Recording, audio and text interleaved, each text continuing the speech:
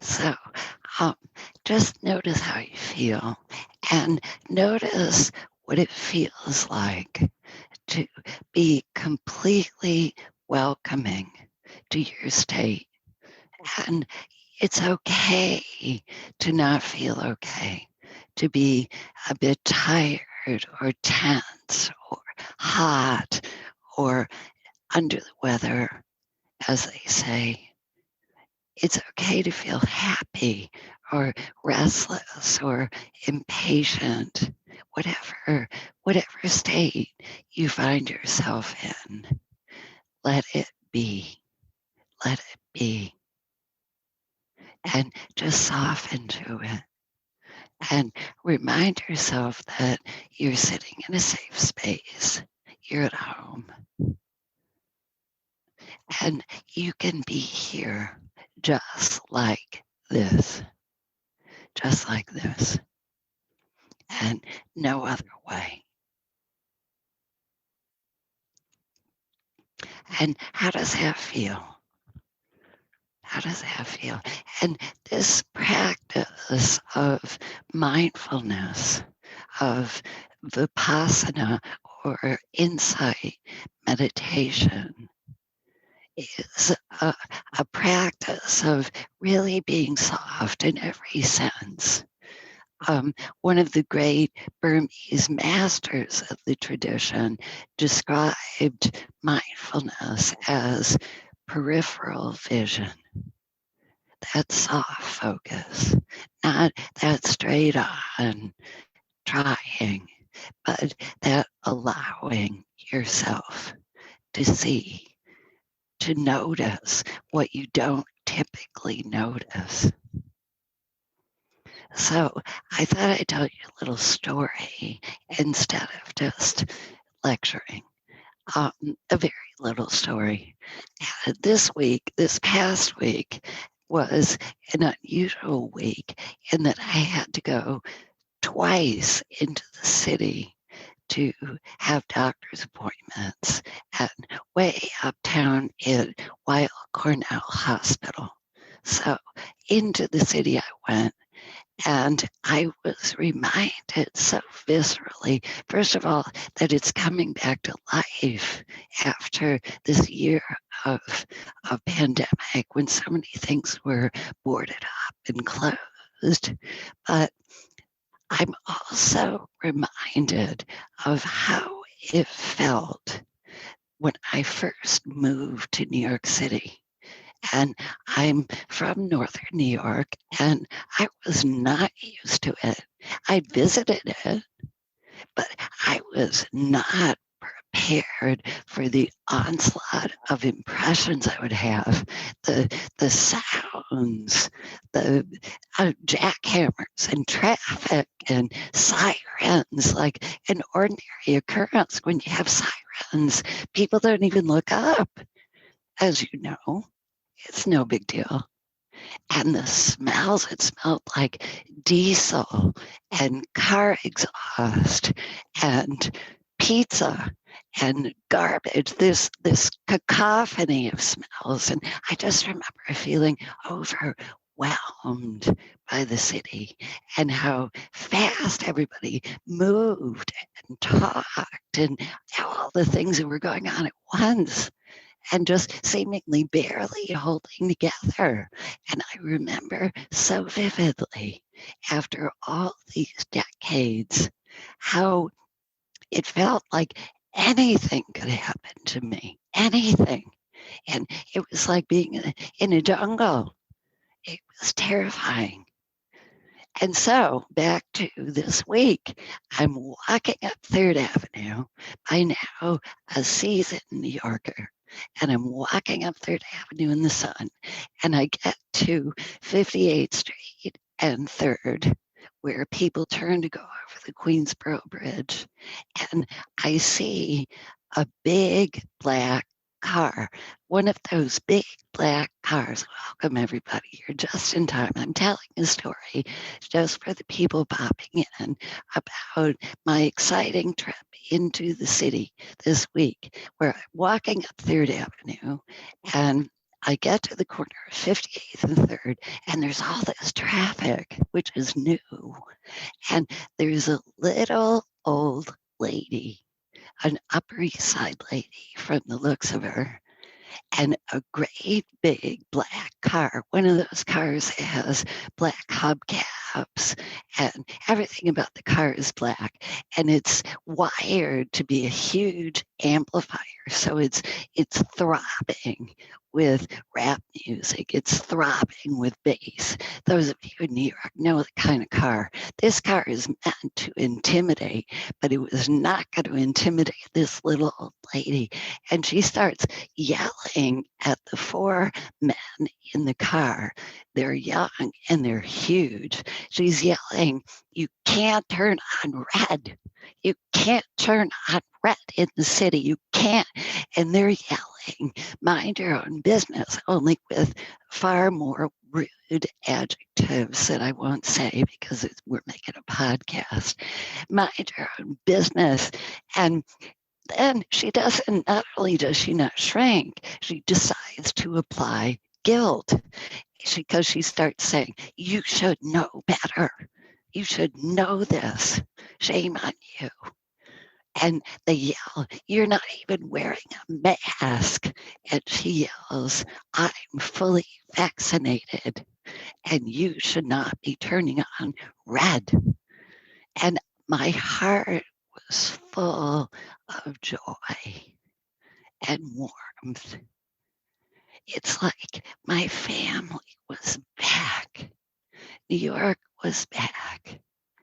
And I couldn't help but contrast how different it felt from my first impressions of New York City, where it felt so frightening and overwhelming and unknown, to how it felt on Friday to hear my family, my kindred spirits in this spirited exchange.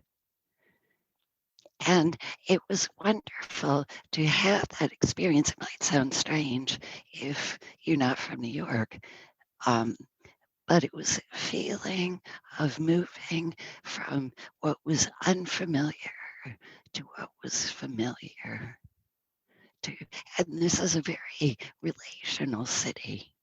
But my point from the point of view of practice is that this is a practice for learning to open and soften towards that whole city inside me, that vast and diverse population, so that I can be with what comes up with kindness, with allowing. And the other day, not everybody was here, but someone was talking about how she went to sadness. And you can feel anger, and then when you can be with that a bit, sorrow comes up. And there's a fear in us that that is the deepest thing inside. That's what we'll find, that if we open, we will sink into this kind of molten core of sorrow. Because, life is full of sad things and endings and pain. But this is a practice that slowly and gently introduces us to the truth that we're also met by kindness, by kindness. And there's that famous poem by Naomi Shihab Nye, "Before you know what kindness is, you must lose things. Feel the future dissolve in a moment like salt in a weakened broth." And we know how that feels, to have a whole story dashed, a whole future. And she goes on to say, before you know kindness is the deepest thing inside, you must also know sorrow, because it's only kindness that makes sense anymore. And we know this experience, all of us here. If you've been in the grip of a tragedy or some kind of, you don't know the diagnosis or something awful has happened, only kindness makes sense anymore. She said it's only kindness that ties your shoes or sends you out into the world to gaze at bread. Kindness that holds up its head from the crowd of the world and says, it's I that you've been looking for, and goes with you everywhere like a shadow or a friend. So kindness, this quality that we open to, of opening to ourselves, all our stuff, all of it, our anger, our unresolved stuff, our pain, that we practice opening with a kindly attitude, opens the door to what they call enlightenment. Isn't that amazing? It's like a slow dawn. And has, not to throw in too many poets, but it's one of those nights. Emily Dickinson said, not knowing when dawn would come, I opened every door. Isn't it beautiful? Not knowing when dawn would come. You can be in the middle of the dark or in a bad mood or tired or feeling uninspired or like a fool. And you still practice this attitude of being willing to open a little bit to what's right here, to your own capacity to meet yourself, your experience with kindness. So let's sit together and take a comfortable seat. It's just starting to rain here, so it's got this wonderful soothing sound. I wish I could convey it. So take a comfortable seat and let your back be straight as you can make it. And let your head rest on your neck. And just let your eyes close if you're comfortable. If not, avert your gaze. But it's best if you can close your eyes and notice, notice how it feels to be you right now.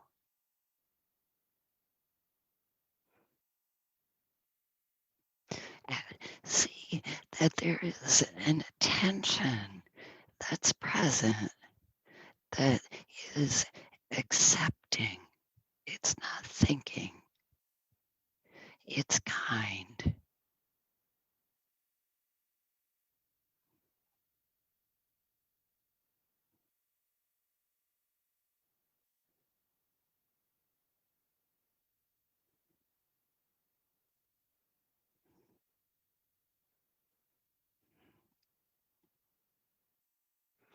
And see that this attention can begin to soften the tensions inside just a bit.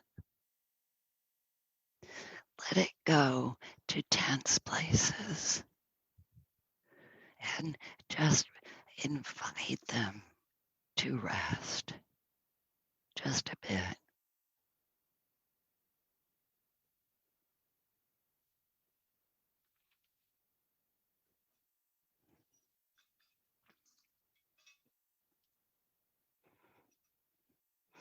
And notice how it feels to be completely accepted, completely acceptable.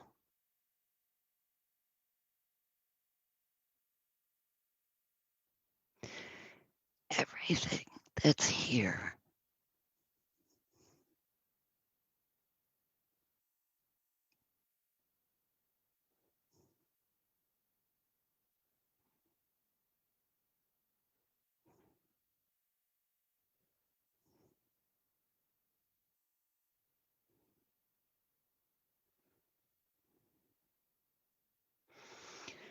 And notice that as you relax, as you soften, presence is here,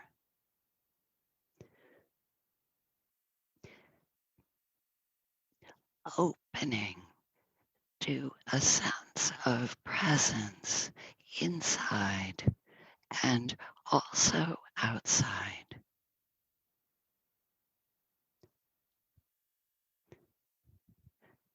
Sharing in presence.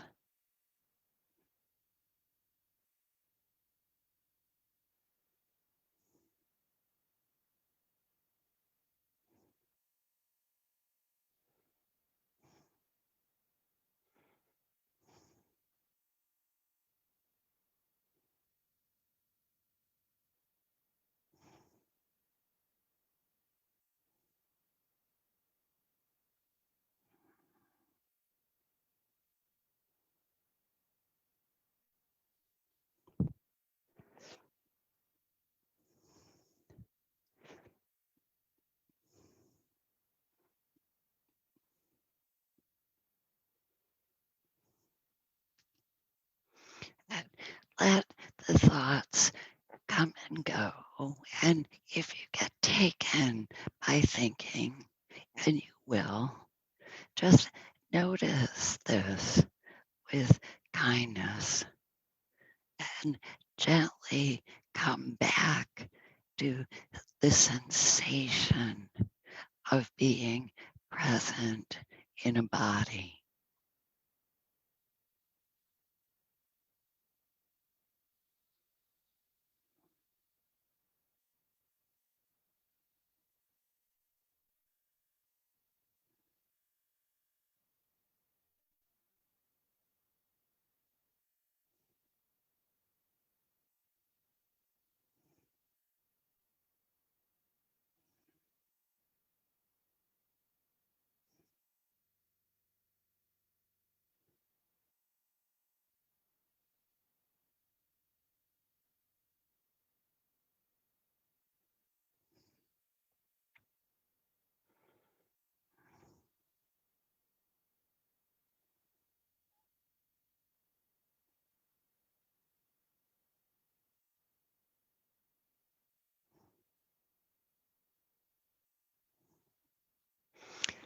And, and see that sensation is not separate from attention, from awareness.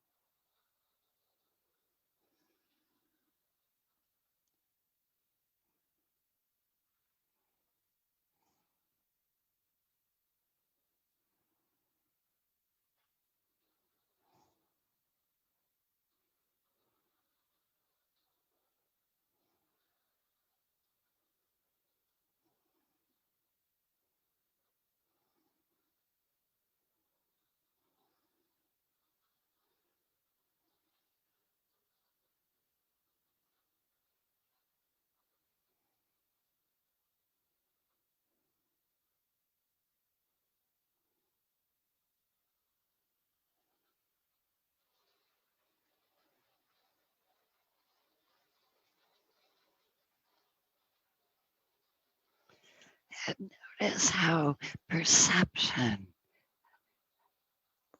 listening, sensing can bring you back to presence, can bring you home.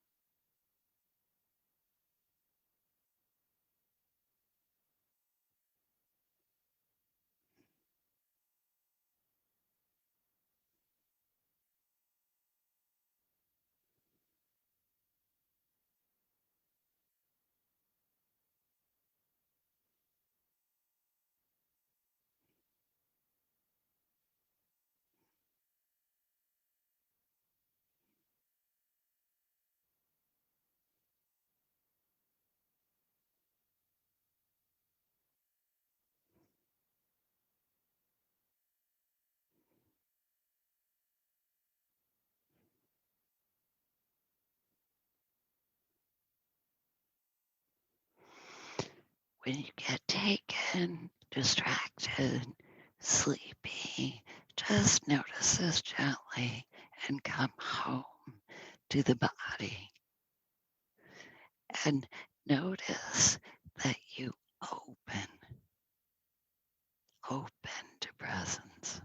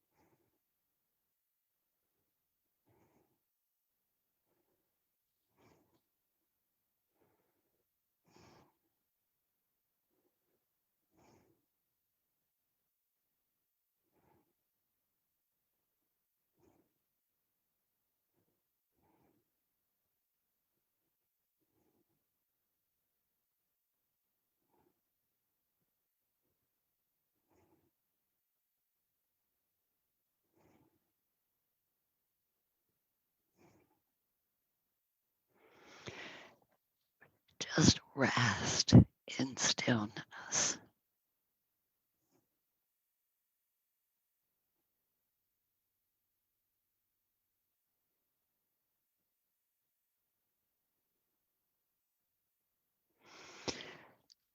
Allowing everything to be met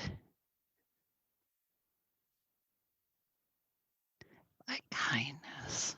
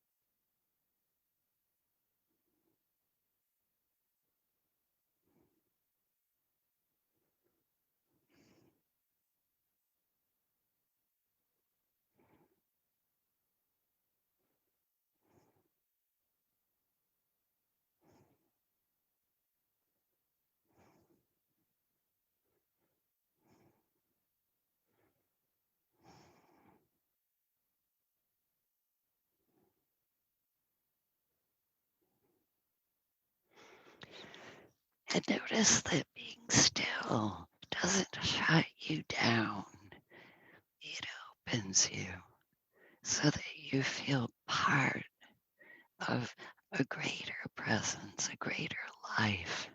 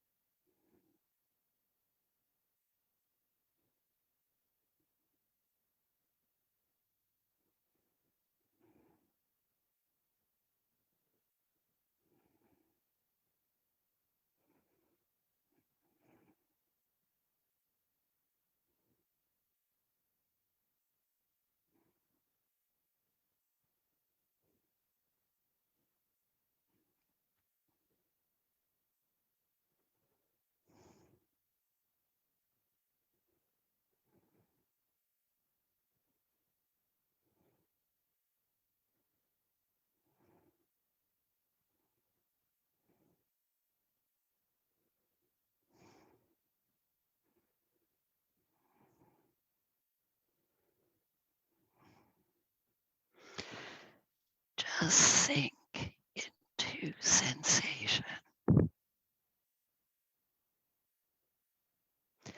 and notice how this opens you.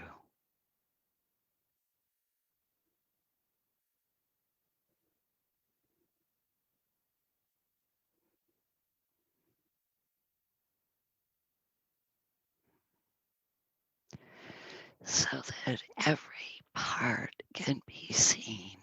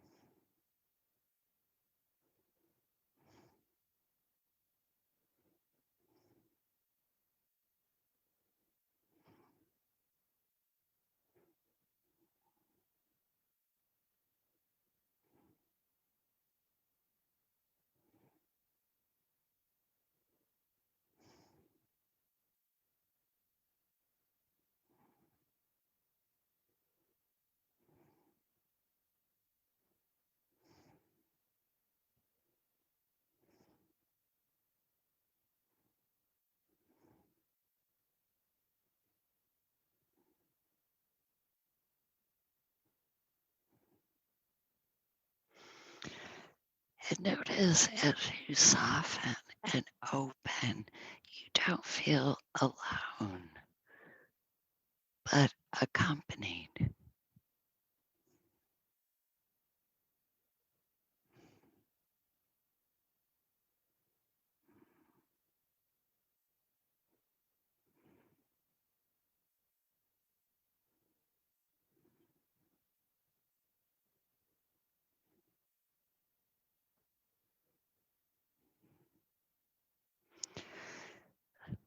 We remember that we're part of life.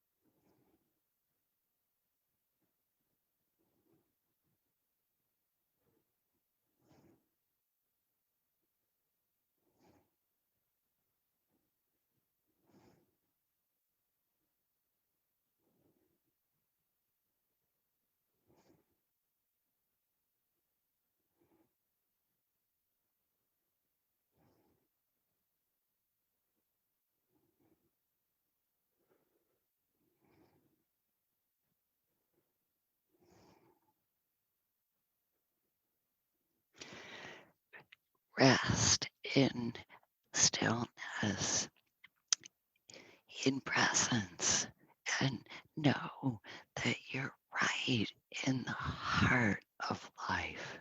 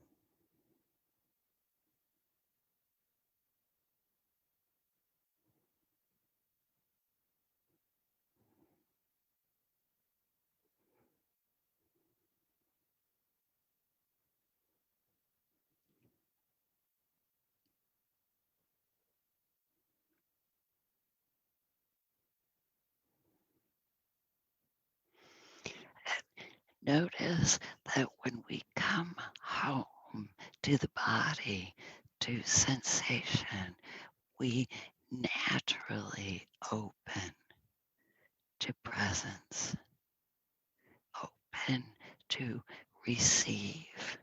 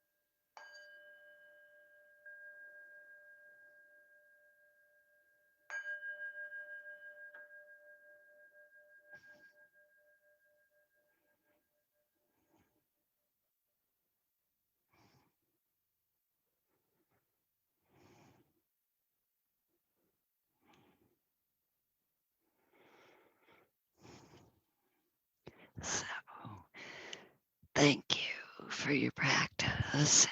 And if you have experience about your practice or questions or observations, we'd love to hear them if you'd like to share.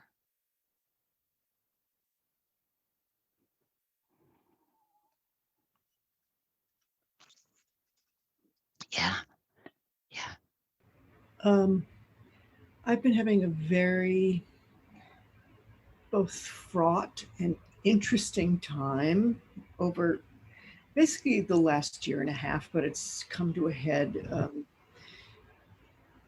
I had a hip replacement like 8 years ago, and then my right side, left side has been causing trouble. And they take the X-ray, and there's still cartilage. So we can't do anything. So just kind of have to wait and bide your time.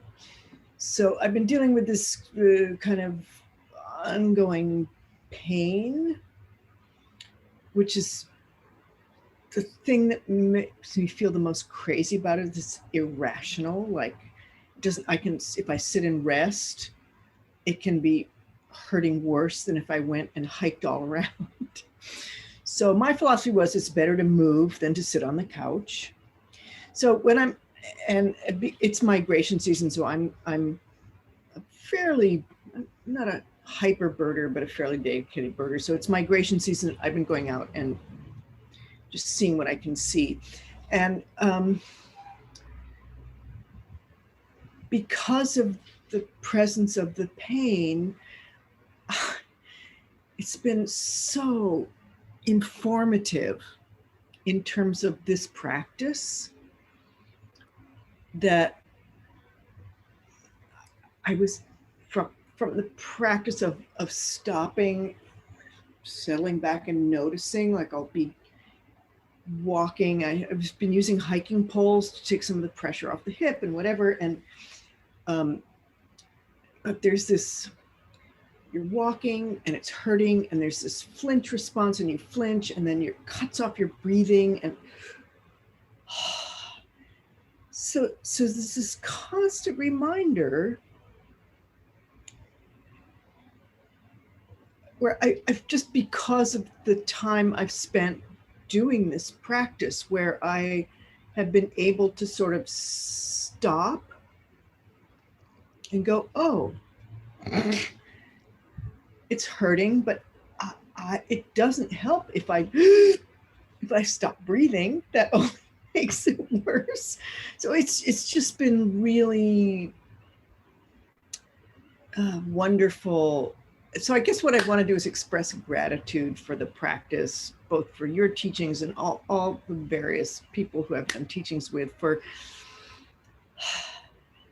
dealing with it, because it's been difficult, and I get really depressed, and I get feeling crazy, but there's this, like, I feel like I'm starting to develop the ability to stop, breathe, and go, oh, that's interesting. Why am I holding my breath? Or if I flinch, you start to